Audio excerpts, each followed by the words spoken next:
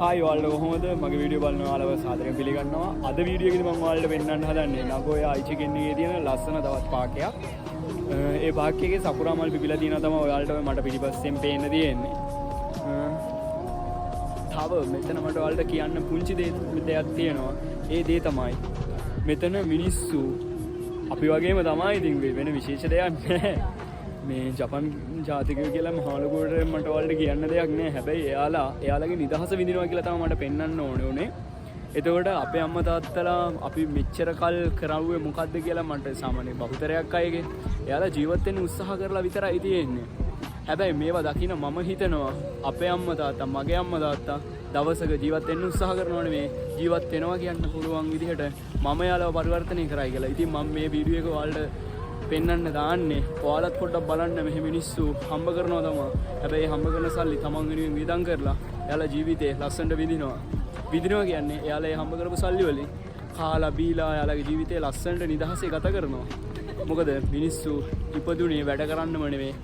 ඒ කියන්නේ ලංකාවේ මිනිස්සු නම් අද කරන්නේ මොකද්ද? මොකද්ද කරන්නේ ඇත්තටම? එයාලා හම්බ කරනවා ඒ සල්ලි වියදම් කරගන්නත් මදි. එතකොට ඉතින් දුක්ඛිත ජීවිතයක්. හැබැයි මෙහි හම්බ කරන සල්ලි වලට කියන්නේ වැඩ කරන වලට හරියන්න පඩියක් ගෙවනවා. ඉතින් ඒ පඩියෙන් මෙයාලා ඉතුරු කරනවද නැද්ද දන්නේ නැහැ. හැබැයි එයාලා ජීවිතේ විඳිනවා කියලා මේ වීඩියෝ කරනද්දි මට තේරෙනවා මොකද මෙතන මිනිස්සු ගොඩක් ඇවිල්ලා ඉන්නවා. එයාලා කනවා, බොනවා, ෆොටෝ ගහනවා.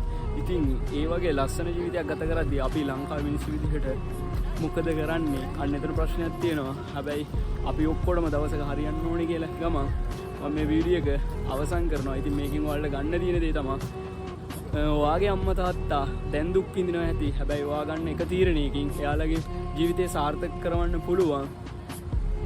ඒ ගන්න තීරණය කොයි කාලේ ගන්නවද කියන එක නෙමෙයි වැදගත් වෙන්නේ. ඔයා ඒ තීරණය ගන්නවද එයාලට සාර්ථක වෙන්න අවස්ථාව හදලා දෙනවද කියන එක තමයි වැදගත් වෙන්නේ.